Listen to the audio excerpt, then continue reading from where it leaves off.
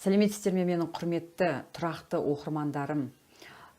Сонымен қатар үлкен менің онлайн сабағыма үлкен сұраныс білдіртіп, онлайн сабақ деген не, ол жерде қандай білім аламыз, кімдермен араласамыз деп көкейінде бірнеше сұрақтар туындаған. Мен өзімнің оқырмандарыма бүгін жауап бермекпін. Сонымен қатар өзімнің қысқа нұсқа онлайн сабағым туралы ақпарат беріп сіздерге онлайн сабаққа сіздерді шақырамын. Ендеше кеттік. Жалпы онлайн сабақ деген не? Кез келген адам кітап оқиды, білім алады, және өзі қандай да бір ортада болады. Сонымен қатар қазіргі таңда небір ақпараттар бар. Әлеуметтік желілерде, YouTube каналдарда өте көптеген ақпарат бар. Соның барлығын ала отырып, бірақ ешқандай да нәтиже шығара алмай, ешқандай да өзінен бір өзгеріс көрмей, я болмаса керісінше қандай да бір күйзеліске түсіп кеткендей күйде жүретіндер өте көп. Сондықтан менің кітабымды оқыған көптеген адам онлайн сабақ туралы сұрайды, нақты оның не екенін білмейді, қалай білім алатынымызды, онлайн сабақта қалай өзгеретіндерін көпшілігі білмей жатады. Жалпы онлайн сабақ деген жерде ең бірінші адам өзгеріс бастаған кезде адамға қатты әсер ететін бұл оның ортасы. Яғни өзінің қоршаған ортасына қарай адам қалыптасып, тұлға болып қалыптаса бастайды. Дәл осы жерде жаңадан білім алып, тәй-тәй тұрып, өзін жаңадан танып бастаған адам үшін ең бірінші кезекте өзін қолдайтын ойы мен сөзі өзі сияқты, яғни өзіменен кез келген сұрақты талқылай алатындай дәрежедегі оның достарының, оның қоршаған ортасының болуы өте қажет. Ал біз онлайн сабақта қаншама еліміздің түкпір-түкпірінен, тіпті шетелдердегі қазақтардың барлығы бірігіп қазіргі таңда бізден сабақ алып жатыр. Сол жердегінің барлығы әлеуметтік желілер арқылы, сонымен қатар чаттарда әркім өз пікірін айтып, өзінің қандай қиындықты қалай жеңіп шығып жатқан, білімнің қалай әсер етіп жатқан, білімді өмірде қалай қолданып, практикадан өткізіп жатқан туралы өте көптеген ақпарат аласыздар. Яғни менің айтып жатқаным бір бөлек, кітаптағы жазылған дүниелер бір бөлек, оны оқу мүлдем бөлек, сонымен қатар оны автордың өзінен тыңдау, өзін өзгерткен адамнан тыңдау бұл бір бөлек болса, көпшілік үшін Камшат бұл өзін бір дайындап жасай салған адам сияқты көрінеді. Я болмаса Камшат сияқты адам болу мүмкін емес сияқты болып көрінеді. Мен де тура сіз сияқты болғанмын. Сонымен қатар онлайн сабақтың ең тиімдісі ол жерге тура сіз сияқты білім іздеген, тура сіз отырған жерде отырғандай, тіпті жағдайы сізден де өте қиында болып тұрған адамдар келеді. Барлығы білім алу арқылы сол жерде алған білімді, үйге берілген тапсырмаларды, өте қарапайым тапсырмалар, солардың барын орындау арқылы барлығы бір-біріменен пікір таласу арқылы біріне бір қарап отырып, өте тамаша өзгерістер жасайды. Яғни 3 ай, 2 ай онлайн сабаққа қатысқан адам, ол ертең бұрылып бірінші онлайн сабаққа келген күніменен онлайн сабақтан шыққан күнін, соңғы күнін салыстырғанда жер мен көктей болады. Яғни бір орында отырып қалу мүмкін емес. Себебі тағы да айтып кетем, ол жерде бірнеше тапсырмалар болады. Соны орындайсыз. Және ең басты бір нәрсені түсінуіңіз керек. Сіз кітапты да оқып жатырсыз, басқа да небір ақпараттарды естіп жатырсыз, бірақ мен сабағыма да қатысасыз, барлық нәрсені береміз ақпаратты. Мүмкін басқаның да сабағына қатысасыз, барлық ақпаратты аласыз, бірақ өзгеріс тек қана өзіңіздің қолыңызда. Яғни сізде қандай да бір әрекет болу керек. Мына кітапты оқып қойдым, оқыдым, я болмаса оқысам өмірім өзгереді, оқыдым, неге өмірім өзгермей жатыр деген ойдың туындауы бұл сәл ақымақтыққа жатады. Себебі жай ғана оқып қойғаннан, жай ғана бір нәрсені жазып қойғаннан өзгеру мүмкін емес. Өзгеріс тек қана әрекет жасағанда, қандай да бір алдыға қарай белгілі бір қадамдар жасаған кезде болады. Сонымен қатар онлайн сабақтағы ең тиімді нәрсе бұл жүйелі түрде. Кітапты оқисыз, жалғыз өзіңіз боласыз, тапсырмаларды орындайсыз, сіздің қасыңызда ылғи сізбен бірге жүрген, күнделікті үйдегі жүрген ата ене, әке шеше, жолдасыңыз, бала шағаңыз, яғни сіздің өзгеріске деген қадамыңыздан мүлдем бейхабар адамдар жүреді. Сіз жалғыз өзіңіз отырып жазып өзгергіңіз келеді. Ондай да өзгеріс жасап жатқан адамдар өте көп. Дегенмен біреулерге бәрібір бір нәрсе жетіспей тұрады. Яғни қандай да бір артынан қамшылайтын адамы керек болып тұрады. Сол кезде онлайн сабақ деген, топпен білім алу деген ол өте үлкен мүмкіндік өзгеремін деген адамдарға. Себебі адам өзгеремін деп қандай да бір шешім қабылдаған кезде біз бір нәрсені білуіміз керек. Біз өзіміздің, яғни соған дайынбыз ба? Дайын дегенде не? Мен өзгеріске дайынмын дейді.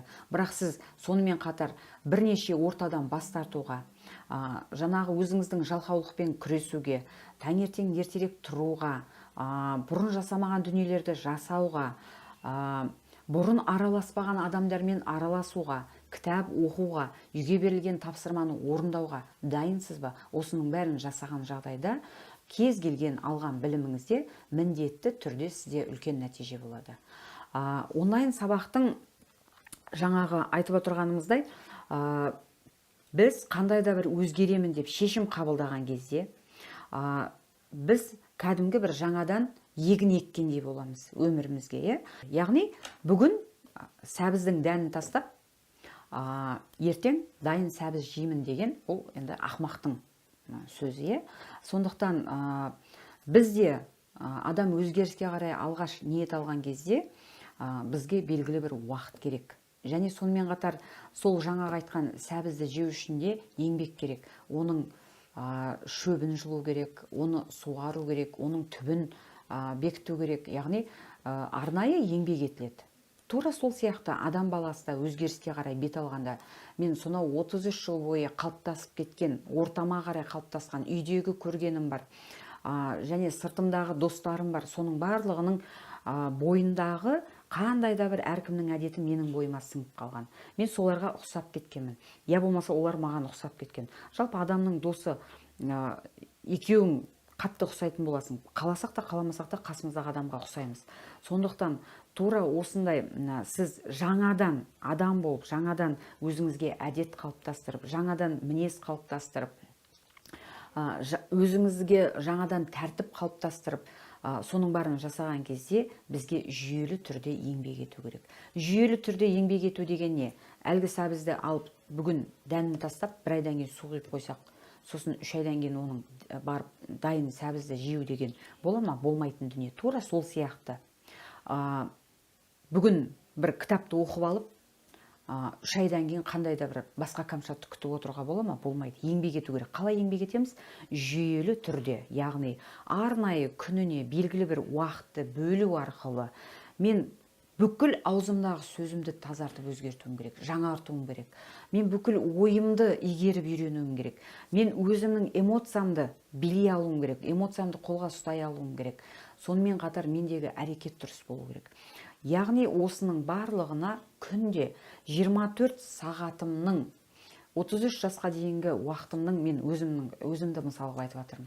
24 сағатымды бүкіл елге ақша табуға, жұмыс істеуге, бала шағаға, үйге барлығына арнағанмын, бірақ бір арнайы өзіме 24 минут бөлмеген екенмін. Мен қалай өзіме 24 минут уақытымды бөлуді бастадым, менің өмірімде өзгеріс басталды. Тура сіздерде де онлайн сабаққа қатысқанда сіз арнайы бір уақытыңызды арнап, яғни аптаның 2 күні 1,5 сағаттан уақытыңызды арнап сабақ тыңдайсыз, лекция жазасыз, үй тапсырмасын аласыз, бір апта бойы сол берілген үй тапсырманы орындайсыз. Яғни сізде жүйе қалыптасады, сізде өзіңіздің тәртіп қалыптасады. Өзіңнің тәртібіне бағынбаған адам міндетті түрде өзгенің тәртібіне бағынатын болады. Адамдар көп жағдайда өзіне берген уәдеден гөрі өзгеге берген уәдеге берік болады. Яғни мен бүгін айтам, болды Камшат, таңертең тұрамда мына кітаптың ішіндегінің бәрін орындаймын деймін. Таңертең тағы да ұйықтап жатам. Сосын не істеуге тура келеді? Сосын жаңағы саудамды жасап, болмаса тағы да басқа біреудің айтқан тәртібіне бағынып, сол адамға жұмыс істеуге тура келеді. Ендеше дәл қазіргі кезде ертең бастаймын, бүрсі күні бастаймын, арғы күні, айдың басында, балалар сабаққа демалысқа шыққанда, оның барлығы сылтау. Басталатын уақыт, нағыз кез келген нәрсені бастайтын уақыт ол дәл қазір осы сәт. Сондықтан біздің онлайн сабақта осының барлығына тікелей тоқталып, сіздің әрбір сабақты жүйелі түрде орындауыңыз қалыптасады, өзіңіздің тәртіп қалыптасады.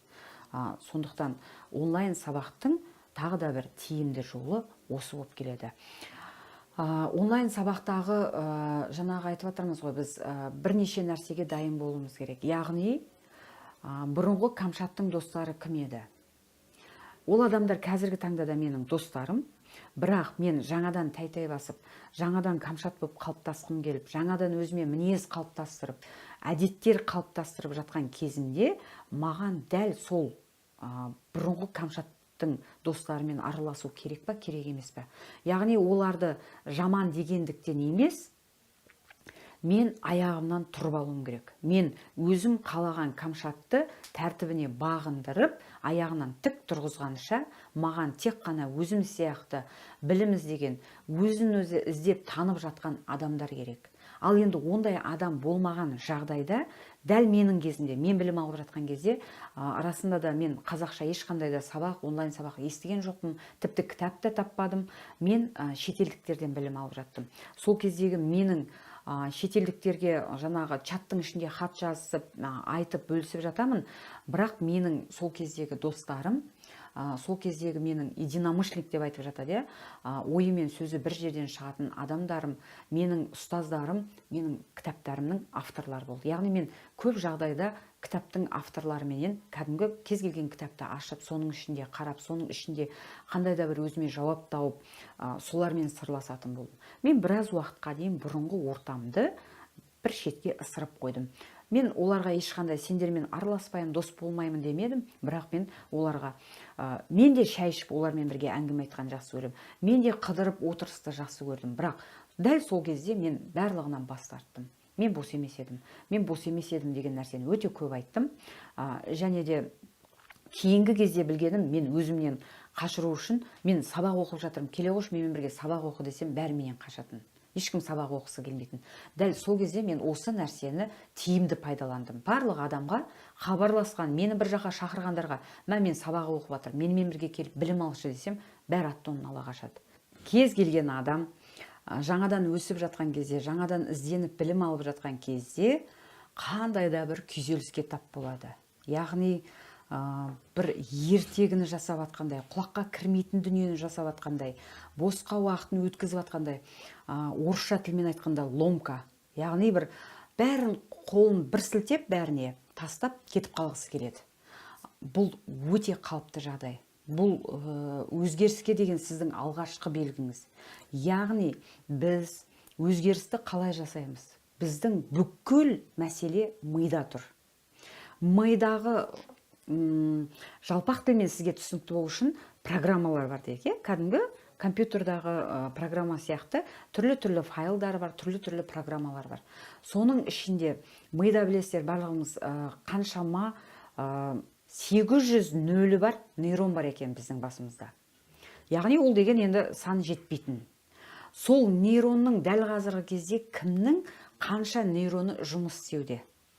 Яғни біз қандай да бір өзгерісті бастағанда, Камшат бір кітапты оқып алды да, өмір айтпайтын жақсы сөздерін айтып бастады.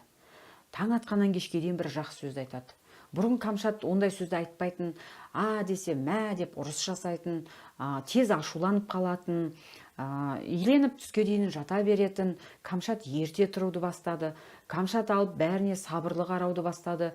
Камшат айналасындағы сұлулықты көре бастады. Осы кезде біздегі іштегі жаңағы көбісінің айтатын, мен өзгерейін десем, керісінше бәрі кедергі көп болып жатыр дейді. Яғни сіздің басыңызда нейрондар ояна бастады.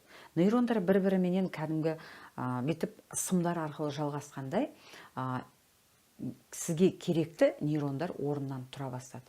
Яғни біздің ми мидың ішінде айттық бірнеше файлдар бар, папкалар бар дедік, соның ішіндегі біз жаңадан өзгеріс бастап, тынбай осы жазу жазып, кітап оқып, көшеге шығып, жаяу жүруді бастап жатқан кезде, бұрын істемеген нәрселерді істеп жатқанда, бұрын болмаған адам болуды ниет етіп жатқан кезде, біздің басымыздан сақ етіп, жаңағы күдік деген, яғни сомнение деген файлдан атып шығады екен бір дүние. Сол кезде не істеп жүрмін, өз қойып кеткен жоқпын ба, мынау қаншалықты рас, сөзіңді өзгерту арқылы ойыңды өзгереді деген, бұл не нәрсе деген сияқты небір күдікті ойлар келеді. Сонымен қатар ситуациялар, яғни қандай да бір белгілі бір жағдайлар болады. Осының бәріне дәлел ретінде сен шынында қуып жүрсің, сен шынында болмайтын нәрсені жасап жүрсің дегенде бізге нақты дәлелдер де келіп жатады. Дәлелдер ситуациялар арқылы келеді. Яғни бұл сіздің өсуге деген алғашқы қадамның жасалған белгісі, және сіз отырған зона комфорт деген нәрседен бір қадам жоғарылап шығып жатқанның белгісі. Қандай да бір кедергі болмаса, ешқашан адам өзгермейді, ешқашан өспейді. Кез келген салада, кез келген жерде кедергі арқылы ғана адам бір саты жоғарылап отырады. Кедергі келді, яғни Камшат тағы бір саты жоғарылап барады. Кедергі келді, мәссаған, мынаны бетіп өткеннен кейін тағы бір саты жоғарылам. Яғни әрбір кедергі бұл Алла тағала сізді қинап, осы жаныңызды ауыртып, жылатайын деп берілген сынақ болмаса проблема емес, ол бізге тек қана өсуге қарай берілген мүмкіндік. Бұл кез келген жағдайды бұл қабылдау, ол адамның өзіне байланысты ғой. Біз қалай қабылдаймыз, сондықтан жаңағыдай өзгеріс бастап жатқан кісілер қандай да бір күйзеліске түсіп, қандай да бір көптеген кедергі көріп кетсеңіздер, тек қуанып, бұл мен үшін берілген Алланың қайырлы сыйлығы деп қабылдауыңыздар. Содан кейін қолдан келетін әрекетті жасап, ары қарай жылжимыз. Ал енді онлайн сабақта дәл осындай кедергілерге тап болып жатқан кезде, өзіңіз сияқты біреуі Атыраудан, біреуі Шетпеден, біреуі Тараздан, біреуі Шымкенттен, жан-жақтан жиналған достар, білім іздеген тұлғалар сол жерде бір-біріменен ойларын, болған кедергіден қалай шыққанын бөлісіп жатқан кезде, Камшаттың айтқаны бір бөлек, сонымен қатар сол жердегі айтқан кісілердің нәтижелері бір бөлек болады да, сіздер міндетті түрде өзіңізге керекті алып, Гүлмираның жасағанын мен де жасай аламын, Айгүлдің жасағанын мен неге жасай алмасқа деп өзіңізді өзіңіз қамшылап тұрып кететін боласыз. Сондықтан онлайн сабақтың тағы бір тиімді жолы осы нәрсе. Келесі, білім алудың жалпы ерте кеші ешқашан жоқ. Яғни, менің жасым осыншаға келіп қалды, менің жасым мынаншаға келіп қалды. Дәл қазіргі кезде бізде ең үлкен онлайн сабақты алып жатқан апамыз десек те болады, 69 жасар кісілер. Ал енді кітапты оқыған 80-90-дағы аталарым, әжелерім өте көп. Сондықтан білім алу еш қашан кеш емес.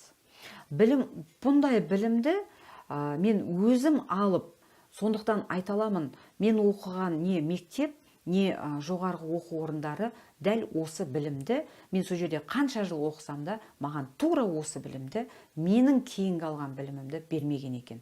Сондықтан өзі дамыту саласында ізденіп, білім алу бұл ең өміріңіздегі тамаша өзіңіз үшін жасаған сыйлықтың бірі болып табылады. Мұндай білімді кез келген жерде бере бермейді. Сол себепті білім алу, өзін өзгерту, ол сіздің елді мекенді, тұрған жеріңізді, қазіргі жағдайыңызды, жасыңызды талғамайды.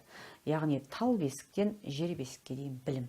Бұны барлығымыз бұл сөзді жақсы білеміз, бірақ түбін нені көздеп отырған білмейді екенбіз. Яғни бізге білім дегенде диплом, одан кейінгі диплом, ғылыми бір нәрселерді қорғау деп түсінген, мен жеке өз басым солай түсінген екенмін. Сондықтан білім бұл өмір бойы өзіңмен өзің күресіп, өзіңмен өзің жарысып, кешегі Камшатпен бүгінгі Камшатты жарыстырып отырам, салыстырып отырам. Тек қана өзіммен күресіп отырам. Мен барып алып жан-жағымдағы мен өзгеріп жатырмын, сен де өзгерші, сен маған былай сөйлеуің керек, өйткені мен өзгердім деп ешкімге айтпаймын. Мен тек өзім өзгерем, алған білімді өмірде қолданам, мен өзгерем, жан-жағымдағы адам да өзгереді. өзім сияқты адамдар өміріме тартылып жатады. Қайда барсам да барлық жерде сәттіліктің есігін Алла тағала бір ашып қойғандай санайды. Яғни бұл бір мен өзгергенде ғана. Сондықтан қай-қайсыңыз болса да, қандай ситуация болсын, ене болсын, ата болсын, қайын жұрт дейміз, әке шешелері болады, бауырлары, достары, жұмыстағы жаңағы серіктестері, әріптестері болып жатады. Солардан проблема көріп тұрсыз ба? Проблема оларда емес, сізде. Яғни сіз өзгеруіңіз керек. Сондықтан өзгерісті өзімізден бастаймыз. Адам баласы болғаннан кейін, қай-қайсымыз болсақ та пендеміз, пенде болғаннан кейін кемшіліксіз, мінсіз адам жоқ. Нәпсі ол бізбен бірге өмір бойы өлелгенше жұмыс істейді екен. Мен өскен сайын менің нәпсім күшейе түседі екен. Ол бар күшін салып жұмыс істейді. Яғни мені артқа тартқысы келеді, мені бұрынғы қалпыма түсіргісі келеді. Мен де бір кісідей жатып таңертең сағат 11-12-ге дейін ұйықтағым келеді. Мен де той-томалақта жиі жүріп, болмайтын қыдыратын жер, болмайтын әңгіме айтатын жерде жүргім келеді.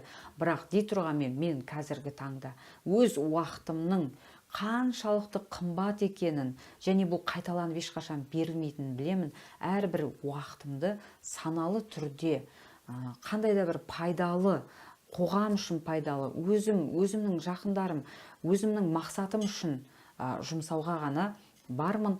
Бір кісідей қонаққа мен де барамын, бірақ барлығына ондай алаңдататын, ондай шұғыл істерге арнайы уақытымды бөліп қоямын.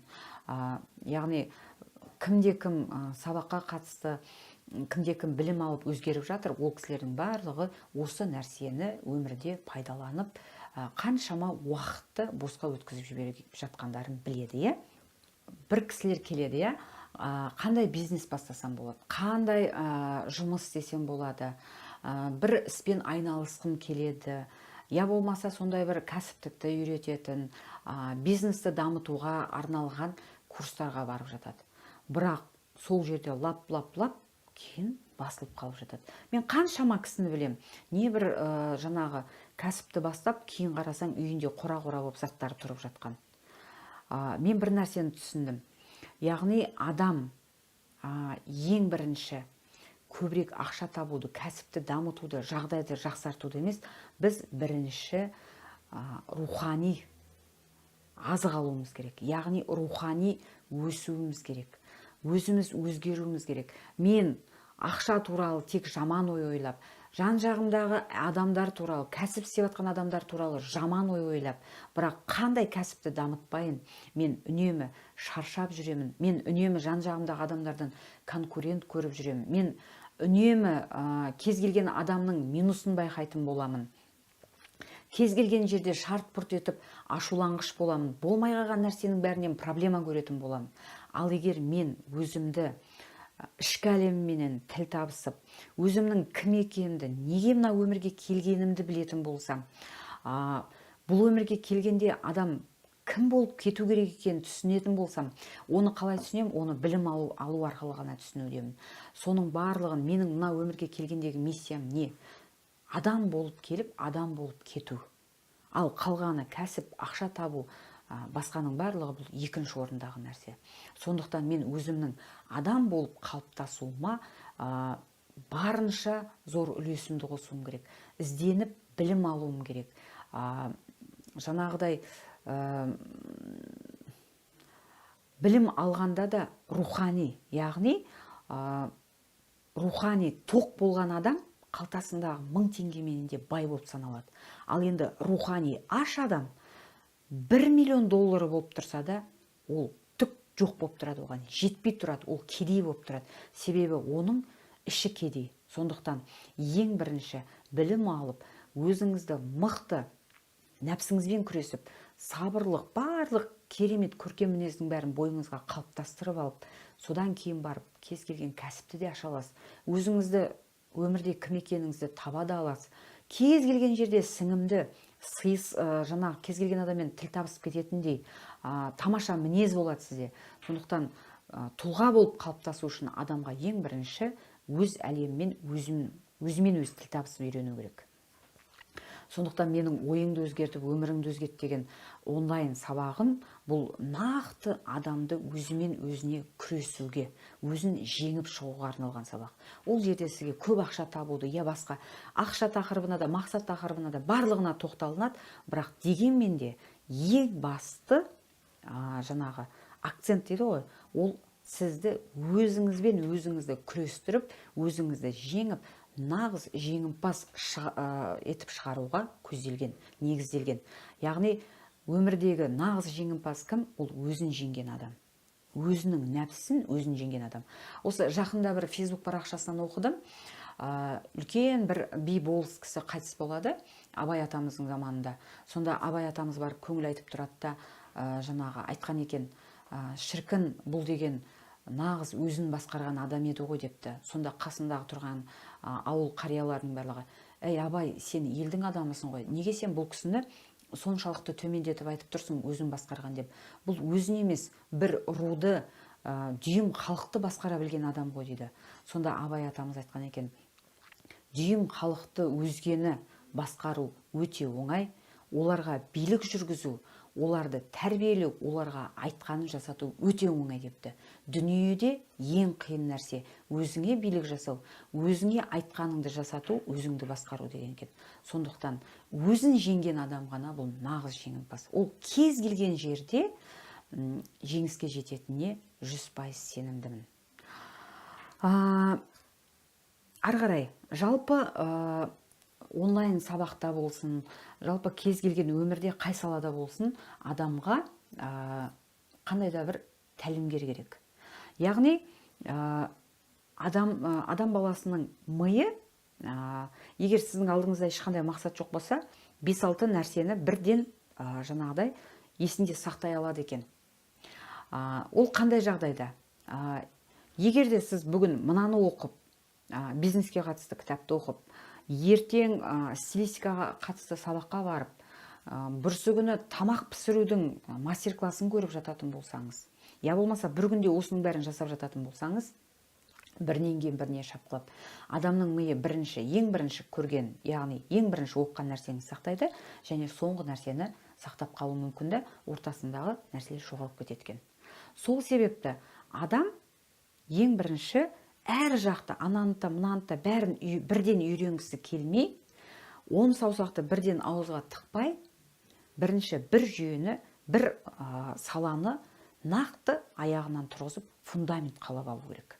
Яғни сіз қазір өзіңіз дамытып, өзіңізбен күресіп, өзіңізді жеңгіңіз келіп жатса, ертең барып бизнеске қатысты сабақты оқып, бүрсі күні барып киім тігуге қатыстыны, яғни бір мезгілде 3-4 сабақты алып отыру, менің ойымша, жалпы менің тәжірибемде өте қиын.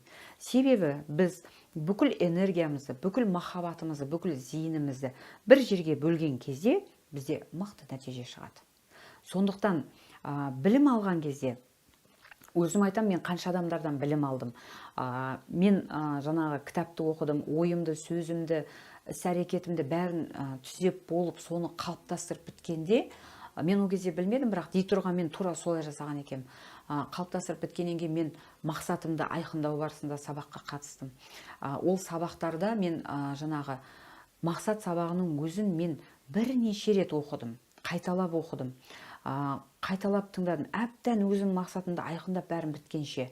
Мен мақсат сабақты оқып жатыр, қандай да бір кәсіпке қатысты сабаққа қатысатын болсам, мақсат сабақты жайында тастап, барып кәсіп ашып кетуім мүмкін. Ол түкке жарамай қайтадан келіп мақсатымды анықтап іздеуім мүмкін. Яғни арада қаншама уақыт бос энергия жұмсаймыз. Сол себепті бір саланы нық еткізіп, аяғынан тұрғызып алғанша, жан жаққа шашырап, энергияны босқа жүгіртудің қажеті жоқ сияқты. Енді мынандай жағдай жасауға болады. Егер сіз өзіңізді дамытып, өзіңізді игере алатын адам болсаңыз, мүмкін тілдің курсын қосып қоюға болады. Аптасына бір мезгіл биге барып келуге болады, мысалға да. Ол сіз биші болып кету үшін, я болмаса тілмаш болып кету үшін емес, қандай да бір бұрын жасамаған нәрсені жасау үшін қажет дүниелер. Сондықтан ал енді нақты қандай да бір белгілі бір салада жұмыс істеу үшін әр нәрсенің басын бірден жасауға болмайды. Анықтап көруіміз керек. Ал осы жерде мен өз басым сонау жаңағы қанша уақыттан бері мұғалімдерден дәріс алып келе жатырмын, шетелдіктерді оқып келе жатырмын, келген кісілердің тренингтеріне барып жатырмын. Бірақ маған біреулер үшін бір бәрін білетін адам сияқты болып көрінемін, ең ақылды сияқты болып көремін. Мен ешкімнен де ақылды емеспін, мен ешкімнен де артық емеспін. Мендегі бір ерекшелік ол айтқан, берілген тапсырманы орындаймын. Нақты сол адамды ұстаз деп санасам, сол кісінің кеңесін тыңдаймын, ақылын. Мені ешкім жаңағыдай бір міндеттемейді өзінің айтқанын жасауға. Маған береді, мен соны тыңдай алудың өзі де бір өнер шығар. Мен тыңдаймын барынша, мен барынша жаңағы көрген, өзінің бір тәжірибесі бар, өзінің өмірлік жаңағыдай көрген білгені бар адамдарды өзіме ұстаз етіп аламын. Менің қазіргі кезде өзімнің ұстаздарым бар. Бұрын шетелдіктерді ұстаз қылып, наставник қылып жүрсем, яғни тәлімгер деп жатады ғой наставник. Қазіргі таңда өзімнің үлкен ағаларым бар. Сол кісілерді барып тыңдаймын. Бір нәрсеге дұрыс шешім қабылдай алмай жатқан кезде сол кісілердің ақылына жүгінемін. Міндетті түрде орындаймын, жасаймын. Өйткені ол кісілер өмір көрген, ол кісілердің тәжірибесі бар деген сияқты. Тура сол сияқты жаңадан білім алып келе жатқан адамдарға міндетті түрде жолын көрсететін, болмаса дұрыс сұрақты қойып беретін қандай да бір ұстаз болу керек. Ұстаз деп айтама, жоқ ойы мен сөзі бір жерден шығатын дос деп айтама, тәлімгер деп айтама, яғни сіз қандай да бір нәтижеге жеткенше сізде үнемі алып жаңағыдай ақылдасатын, сұрағыңызды қоятын, жаңағы дұрыс сұрақ қоя білетін сізде бір жол көрсетуші сияқты, жол сілтеп жіберетіндей жақын адамыңыз болғаны дұрыс. Мен өз басым алғаш білім алған кезде жаңағы 3 айлық, 2 айлық курстарға қатысып жатқанда, сол жерде кісілердің сабағын әбден бойыма сіңіріп, керегін алып, керек емесін былай ысырып қойып, сөйтіп жүрген кезде соларды ұстаз қылып, соларға сұрақ қойып, олар маған дұрыс сұрақ қоя біліп, сол сұраққа жауап беру арқылы өзіме жауап тауып, үнемі алдыға жылжып отырдым. Мысалға, көп жағдайда шетелдіктерді оқимыз, өйткені шетелде бұл психология сондай дамып кеткен соншалық қазіргі таңда шетелде психолог болып адамдардан гөрі роботтар жұмыс істейді. Оның шетелдіктердің, яғни өзге ұлттардың біздің қазақтың дініне, менталитетіне, тәлім тәрбиесіне, салт дәстүріне келетіні бар және келмейтіні бар. Сондықтан соның бәрін жаңадан білім іздеп жатқан адам, қазіргі замандағы қиын бір дерттің бірі бұл ақпараттың өте көптігі, мөлшерден тыс көп. Яғни бүгін Монтессориді жаңағы ойбай Япония былай тәрбиелепті, Америка былай тәрбиелепті, Корея бүйтеді екен, Қытайлар сөйтеді екен деп бүкіл ақпарат келіп жатыр, қайсын бойына сіңіріп біле алмай жатыр.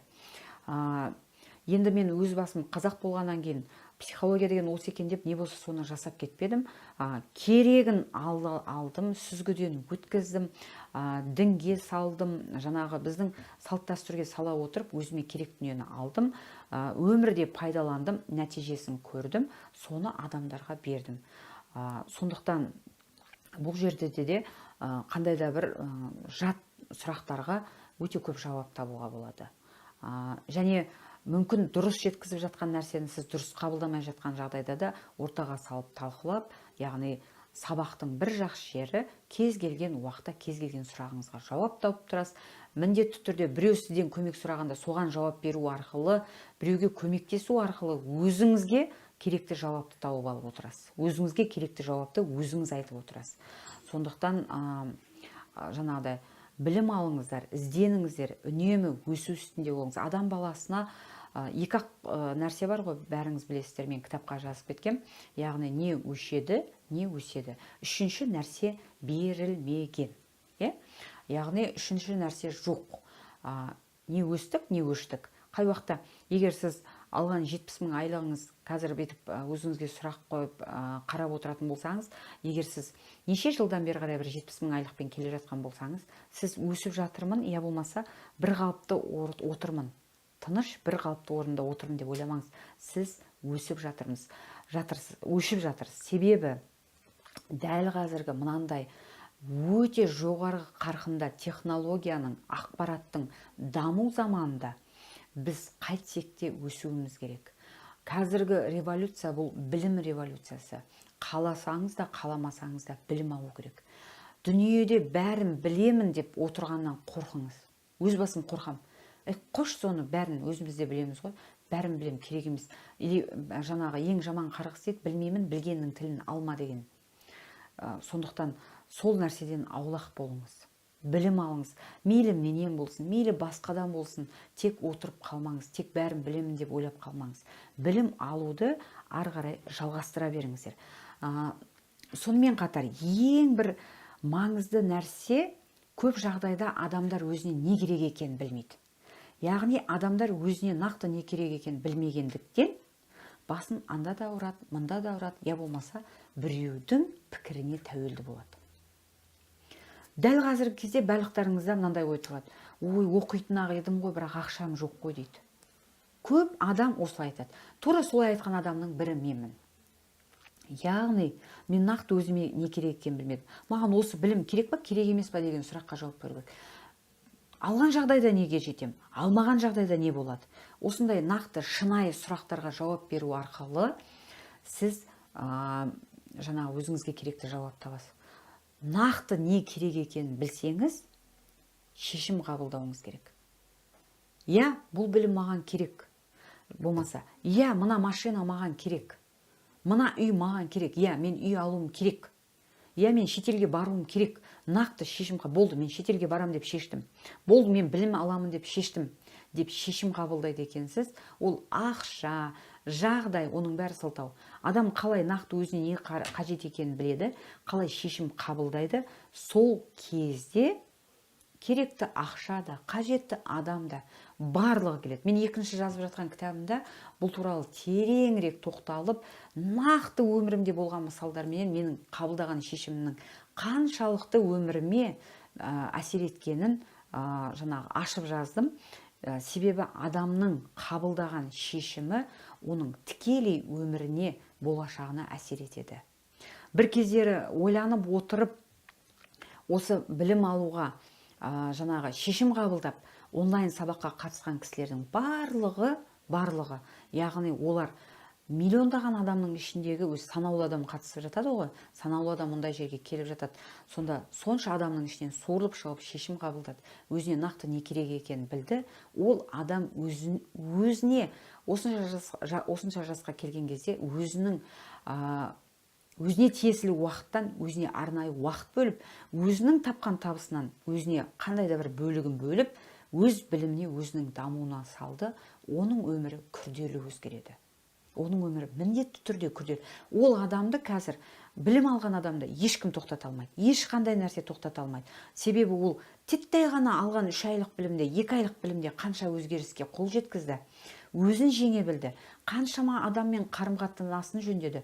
Соны білген адам, соның дәмін татқан адам өмір бойы ізденіп білім алады.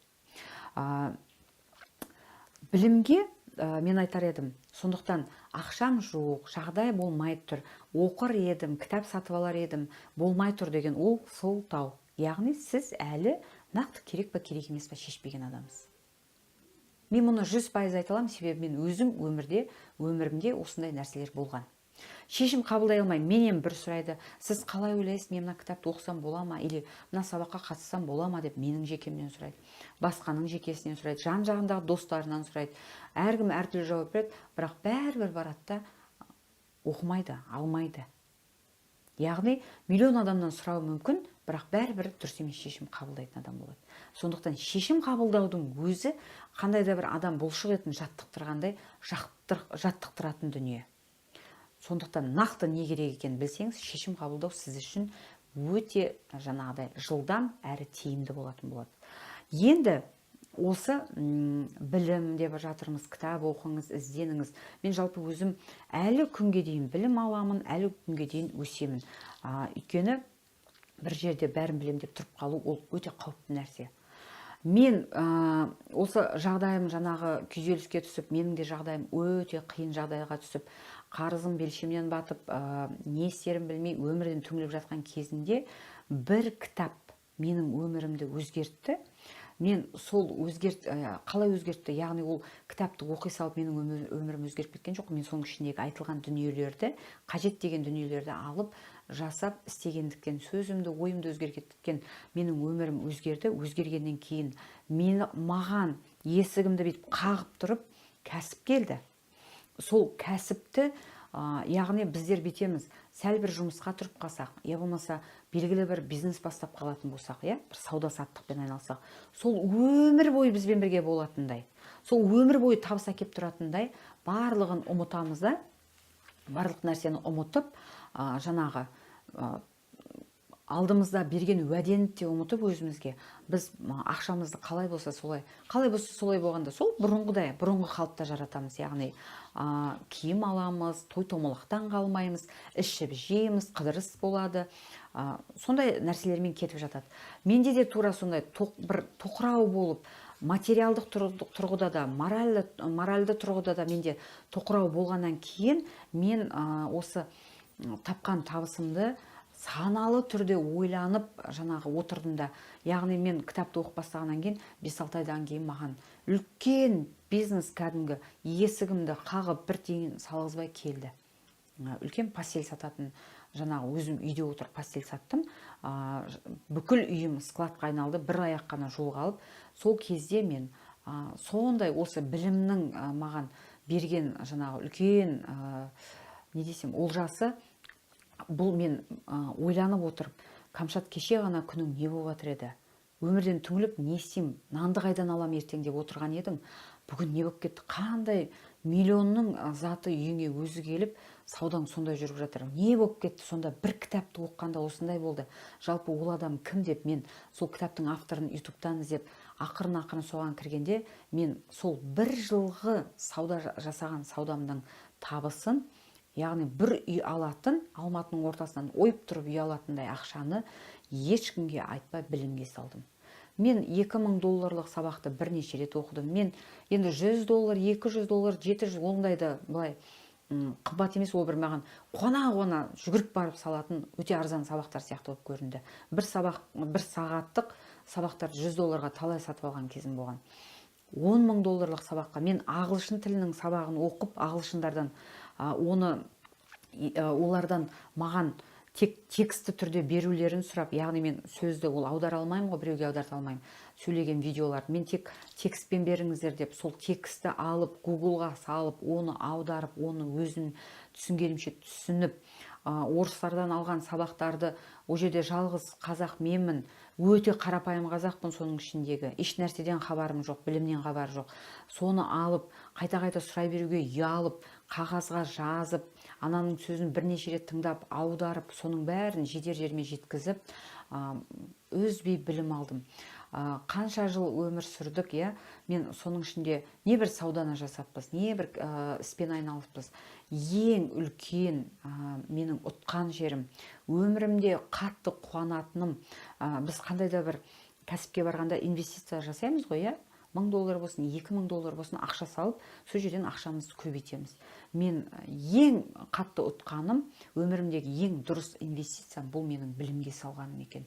Мен 2015 жылдан бастап, 14-те кітапты алып оқыдым ба, 2015-тің декабрынан бастап мен кәдімгі саудаға келіп, сол 2014-тің жаңағы желтоқсан айынан бастап мен онлайн сабақ деген дүниені тауып, ең алғаш әлесімде $400-ға сабақ сатып алдым. Ол сабақ аптасына бір рет маған жаңағы болады.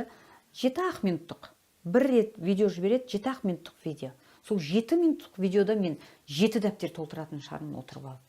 Сондағы қарап отырсам, сол уақыттан бері бір жыл мен үзбей тапқан табысымды білімге салдым. Мен осы мені түсінеді деп айтқан ағаларымда, әпкелерімізде, құрбыларымда, мен осындай сабақ оқып жатырмын, келіңіз бірге оқиық дегенде бір пенде мені түсінген жоқ.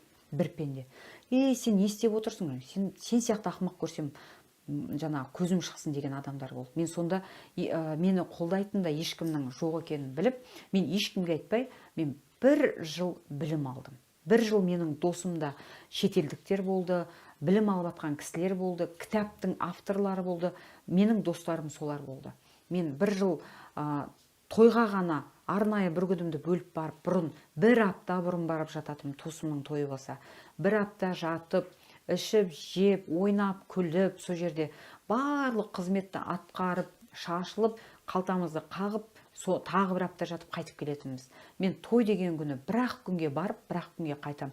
Мен сол кезде білімге сондай, ол менің өмірімді өзгертіп жатқанына, ол менің өмірлік азық екенін түсінген кезде мен артық киім алып бармасам да, ең бірінші сөмкеме, яғни мен жолға шығатын кезде жазатын дәптерлерім, менің кітаптарым, оқитын кітабым мен жазатын дәптерлерім, жаңағы сабақтарымды алып баратым.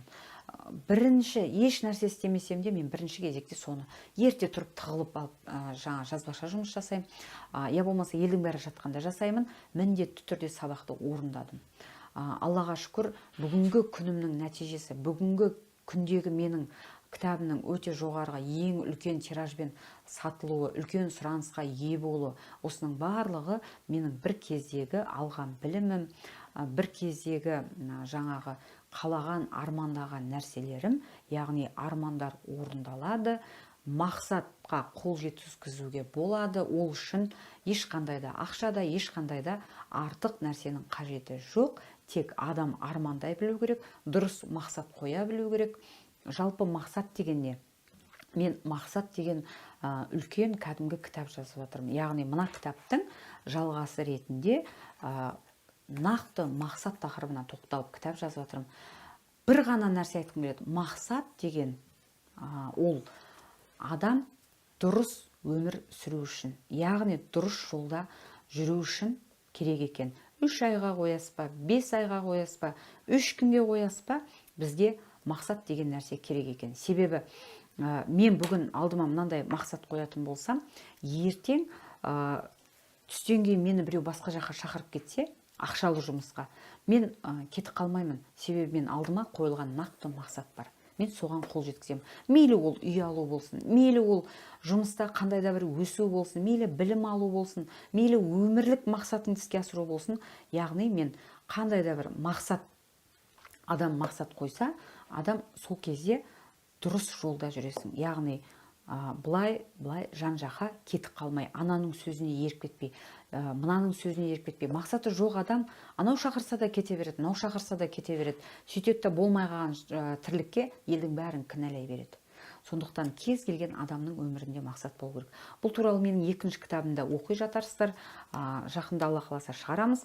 Және сонымен қатар менің айтқым келетіні, кітап оқыңыз, онлайн сабаққа қатысыңыз, басқа жақта өсіңіз, тренингке барыңыз, семинарға барыңыз.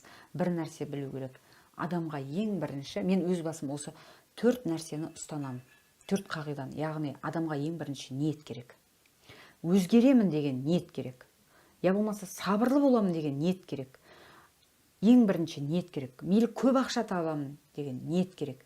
Ниеттен кейін барып еңбек керек. Яғни белгілі бір қадамдар жасау керек. Қарекет жасау керек. Барлықтарыңыз білесіздер, Бесен аға үнемі айтады, қарекет түбі берекет деп. Сондықтан қандай да бір қарекет, еңбек, еңбексіз ақша болады, еңбексіз көздеген нәтижеге қол жеткіземін деп ешқашан ойламаңыздар. 3-ші нәрсе төзімділік. Кез келген салада, өзіңіз дамыту саласында, көп ақша табу саласында, қай нәрсені алып қарасаңыз да адамға төзімділік керек. Ауадай қажет. Себебі төзімділік болмаған кезде тесініп қалып жатамыз. Мақсатқа сатқындық жасап қойып жатамыз. Яғни, сондықтан төзімділік деген нәрсе ауадай қажет. Одан кейінгі нәрсе ол уақыт. Қандай да бір бағана айтып кеткендей, белгілі бір сәбіз жеймін ертең деп, бүгін сәбіздің дәнін егіп, ертең сәбіз жеймін деген болмайды. Сондықтан сәбіз жеу үшін де 3 ай уақыт керек. Сондықтан ниет, еңбек, төзімділік және уақыт керек. Сол кезде барлық нәрсе. Яғни сіз сабаққа қатысып, басқаны жасап, бәрін істеген кезде өзгеріп кетем өзінен өзі деп ойламаңыз. Форточканы ашып қойып, мен жаз дегенді жазып, айт дегенді айтып отырып, форточканы ашып, сізге бәрі өзі келеткен деп ойлап қалмаңыз. Сіздің еңбекке қарай беріледі барлық нәрсе. Онда да қанша еңбек етудесіз, соған қарай беріледі.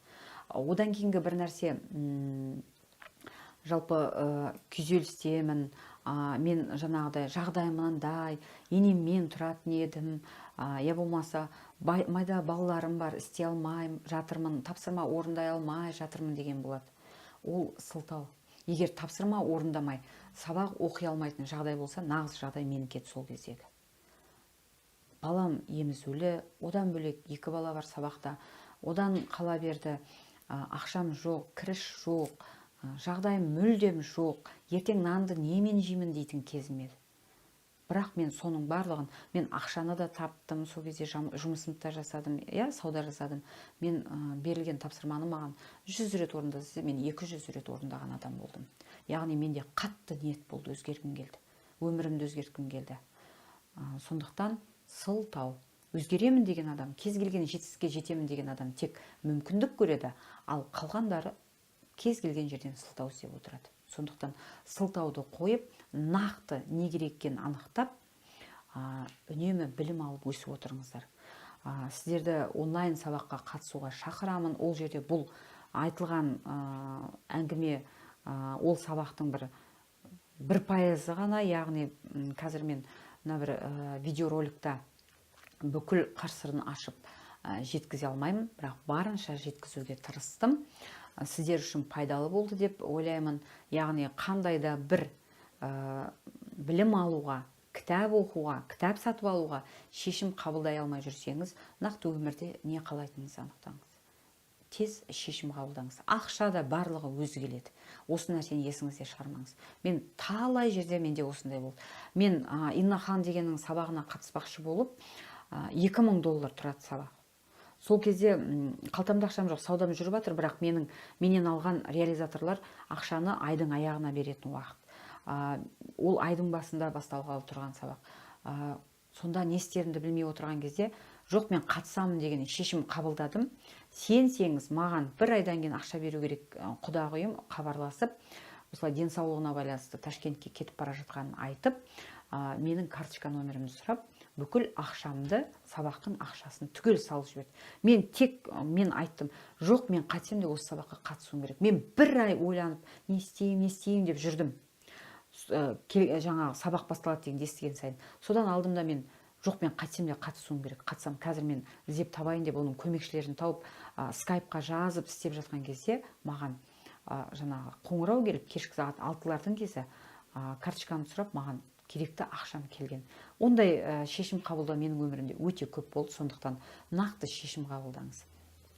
Бір нәрсені айта кетейін, 30 000 төлеп 2 ай білім алған кезде сіздерде, 3 ай білім алған кездерде сіздерде өмірі жаңағы еш жерден берілмеген білімді аласыз. Яғни мен бір сұмдық бір нәрсе айтамын деген сөз емес бұл. Сіз сол жерде отырып, әрбір тапсырманы өте қарапайым, сіздің білетін нәрселеріңізді айтамыз. Күндегі естіліп жүрген нәрселеріңізді айтамыз. Бірақ соны жүйелі түрде орындау арқылы сіз өміріңізді өте күрт өзгертесіз. Себебі мен онлайн сабағымды бастаған кезде айтам, болды, осы топты аяқтатып болғаннан кейін енді сабақ өтпеймін, басқа нәрсені істеймін деген кезде, маған керісінше келетті топқа тағы адам толып қалады, келесі онлайн сабаққа. Яғни, ана өзгеріп жатқан Айнұрды көрген жанындағы 3 адам, сен не істеп жатсың, қайда барып жүрсің, не оқып жүрсің, сен тамаша болдың, сенде мынандай, оның өзгерісін, нәтижесін көрген адамдар міндетті түрде келіп қатысады. Яғни, нәтиже бар деген сөз. Сондықтан мен сенімді айта аламын.